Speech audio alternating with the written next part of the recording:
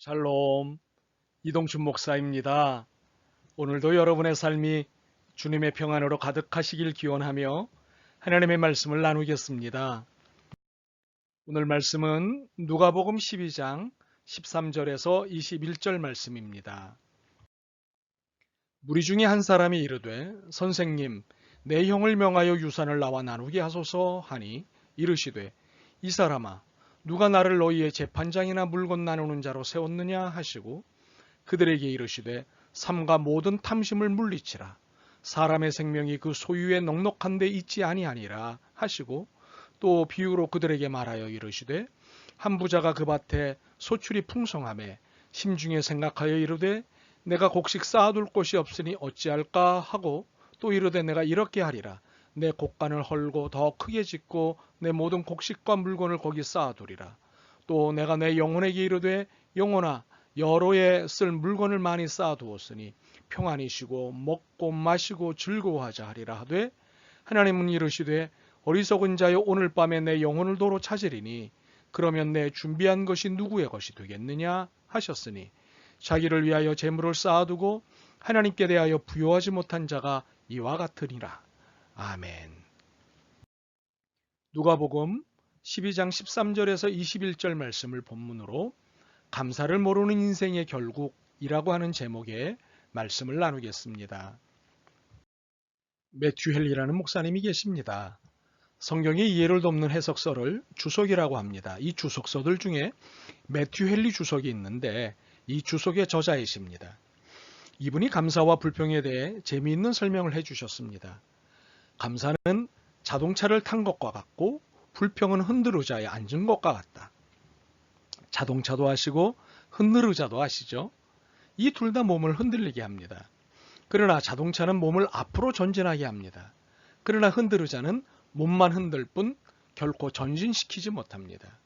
감사는 자동차를 탄 것과 같이 인생을 전진시키나 불평은 흔들의자에 앉은 것 같이 인생을 제자리에 머물게 합니다. 그렇다면 지금 여러분은 자동차를 타고 계십니까? 아니면 흔들의자에 앉아 계십니까? 오늘 본문을 보면 예수님께서 한 부자를 비유로 들어 말씀하고 계십니다. 그런데 이 비유가 나오게 된 이유가 예수님을 찾아온 한 사람 때문이었습니다. 이 사람이 예수님을 찾아온 것은 형 때문이었습니다. 아니, 정확히 말하면 형의 유산 때문이었습니다. 선생님, 내 형을 명하여 유산을 나와 나누게 하소서. 이 사람의 청원에는 형이 유산을 독식한다는 고발이 들어 있습니다. 상식적으로 보면 고발할 만합니다. 그런데 예수님은 이 고발 이면에 있는 이 사람의 마음을 꿰뚫어 보셨습니다.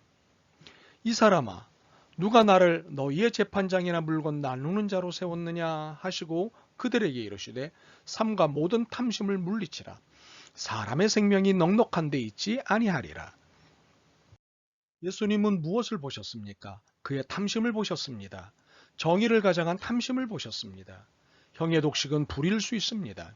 그러나 탐심 또한 불의입니다. 예수님은 형의 독식보다 동생의 탐심을 오히려 혼내셨습니다. 그리고 이 탐심의 잘못을 이해시키시기 위해 한 비유를 드셨습니다. 일명 한 부자 비유입니다. 비유에 나온 부자는 풍년에 신나서 인생을 엔조이하겠다고 선언합니다. 내가 내 영혼에게 이르되 영혼아, 여러 해 쓸 물건을 많이 쌓아두었으니 평안히 쉬고 먹고 마시고 즐거워하자. 우리는 이 사람의 태도에서 찾아내야 할 것이 있습니다. 무엇이 죄가 된 것인가에 대해서입니다. 그것은 엔조이입니다. 평안히 쉬고 먹고 마시고 즐거워하자. 많은 돈이 필요한 이유가 평안히 쉬고 먹고 마시고 즐거워하기 위해서라면 이는 죄가 됩니다. 이는 하나님의 심판의 대상이 됩니다. 하나님은 이르시되 어리석은 자여 오늘 밤에 내 영혼을 도로 찾으리니 그러면 내 준비한 것이 누구의 것이 되겠느냐 하셨으니 자기를 위하여 재물을 쌓아두고 하나님에 대하여 부요하지 못한 자가 이와 같으니라. 예수님의 비유에서 설명된 부자의 특징이 무엇입니까? 감사할 줄 모르고 신바람에 젖어 있다는 것입니다. 사실 불평보다 더 잘못된 것이 감사할 줄 모르는 태도입니다. 누가복음 17장에 보면 한 셈병, 나병 환자 10명이 한꺼번에 고침을 받은 적이 있었습니다. 그런데 그중 한 명만이 예수님께 돌아와 감사 인사를 드렸습니다. 나머지 9명은 감사 없이 가버렸습니다. 예수님이 물으셨습니다. 10사람이 다 깨끗함을 받지 아니하였느냐? 그 9은 어디 있느냐?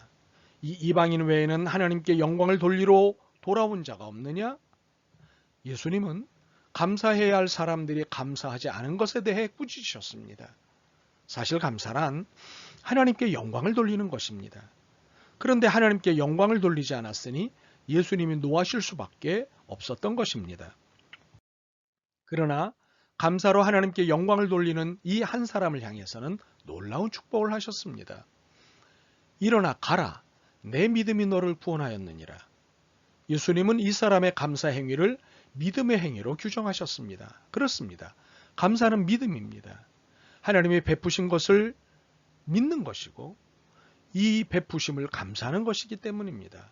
오늘 본문에서 말하는 사람처럼 소출의 풍성함이 자기의 공로라고 생각하는 사람은 감사할 줄 모릅니다. 자기 잘난 맛만 있을 뿐입니다. 이렇게 감사 없는 이들의 결국이 무엇인지 아십니까? 모든 것이 원주인에게로 복귀된다는 사실입니다. 하나님은 이르시되 어리석은 자여 오늘 밤에 내 영혼을 도로 찾으시리니 그러면 내 준비한 것이 누구의 것이 되겠느냐 하셨으니 자기를 위하여 재물을 쌓아두고 하나님에 대하여 부여하지 못한 자가 이와 같으니라. 우리가 이 말씀에서 주목해야 할 부분이 있습니다. 하나님에 대하여 부여하지 못한 자입니다. 이것은 하나님께 감사하지 않는 자라는 뜻입니다. 하나님께 감사하지 않는 자의 결국은 얻은 모든 것이 원주인에게로 복귀된다는 사실입니다. 갖고 있는 모든 것을 다 빼앗기게 됩니다. 원주인이신 하나님이 다 가져가시는 것입니다. 그런데 예수님께 감사드리러 온 그 사람에게는 예수님이 축복하셨습니다. 내 믿음이 너를 구원하였느니라. 여기서의 구원은 이중적 의미입니다. 하나는 이 사람이 이방 사람이었기에 구원의 반열에 들게 되었다는 의미입니다. 구원받은 백성이 된 것입니다. 다른 하나는 하나님의 보호하심의 대상이 되었다는 의미입니다. 그러므로 이 사람은 육체의 구원과 더불어 영혼의 구원을 받은 것입니다. 이 얼마나 놀라운 일입니까? 트렌치라는 분이 감사하는 사람과 불평하는 사람에 대해 실감나게 설명했습니다. 어떤 사람은 자기의 가는 평탄한 길에 조그마한 구렁텅이만 있어도 하나님께 불평하고 사람에게 불평한다. 반면 어떤 사람은 자기의 가는 험하고 캄캄한 길에 조그마한 빛만 비추어도 하나님이 주시는 자비로우신 빛이라 하여 감사의 기도를 드린다. 화려한 궁전에 살면서도 삶이란 왜 이렇게 괴로우며 기쁜 일은 하나도 없느냐고 얼굴을 찡그려 불평하는 사람이 있는 반면 작은 오두막에 살면서도 우리를 지키시는 하나님 아버지의 한없는 은혜와 사랑을 진심으로 감사하는 사람이 있다. 바로 이러한 사람이 영적인 사람이다. 보이는 것보다 보이지 않는 것을 더 추구하는 아름다운 신앙인이야말로 범사에 감사할 수 있는 사람이다. 듀엘리 목사님 집에 어느 날 밤 강도가 들어와 쓸만한 것을 몽땅 쓸어 갔습니다. 이튿날 이 소식을 알게 된 사람들이 위로차 방문을 했는데 목사님은 책상에 앉아서 찬송을 부르고 있는 것입니다. 이상하게 생각한 사람들이 아니 이런 때에 찬송이 나오십니까? 하고 물었습니다. 그러자 목사님은 이렇게 대답을 했습니다.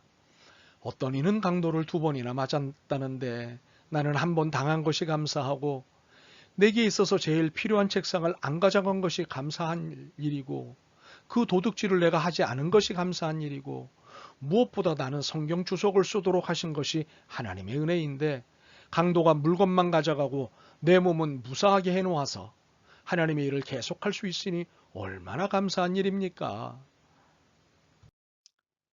여러분에게서 자기 만족이 아닌 감사 없는 인생이 아닌 감사하는 인생을 보고 싶습니다. 매 순간을 감사하며 사는 여러분의 모습을 보고 싶습니다. 이 모습을 오늘 이 시간부터 보고 싶습니다. 아멘. 주님, 생각하고 따져보니 감사 없이 산 시간이 너무도 많았음을 깨닫습니다. 하나님께 영광을 돌리지 않는 삶이었음을 깨닫습니다. 감사하며 사는 인생이 되겠습니다. 이 결심이 느슨해지지 않게 도와주옵소서. 예수 그리스도의 이름으로 기도드립니다. 아멘. 오늘도 여러분의 믿음과 삶을 응원합니다. 사랑합니다.